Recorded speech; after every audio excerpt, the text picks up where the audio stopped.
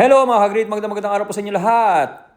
Day 3 po ngayon ang tinatawag natin na zero tillage. Simula po nung nag-spray po tayo ng glyphosate na 480 solution doon sa pilapil na 70 ml or kalahating sardinas lang per 16 liters of water.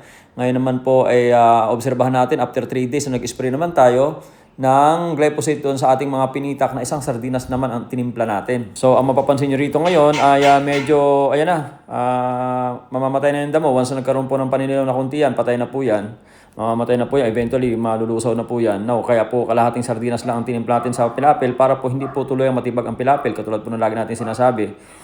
Kaya po magkaiba po yun eh. Once na in-spray natin yung pilapil, is pilapil lang muna. Ang susunod na i-spray naman natin ay yung puro pinitak naman.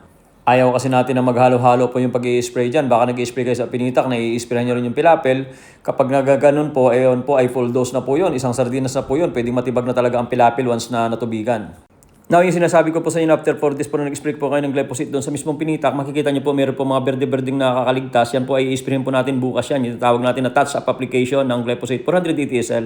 Isang lata ng sardinas per 16 liters of water. Uulitan po natin lahat yung mga nagkukulay berde na yan. Then, pagdating po ng mga 7 to 8 days, ay doon na po, pwede na po tayo magpatubig, mag-spray na po tayo ng bioenzyme. Susundan nyo lang po itong ating vlog na ito sa inyo na tungkol po dito sa zero tillage at baka may makuha po kayo rito at magamit nyo rin po sa inyong mga sakahan.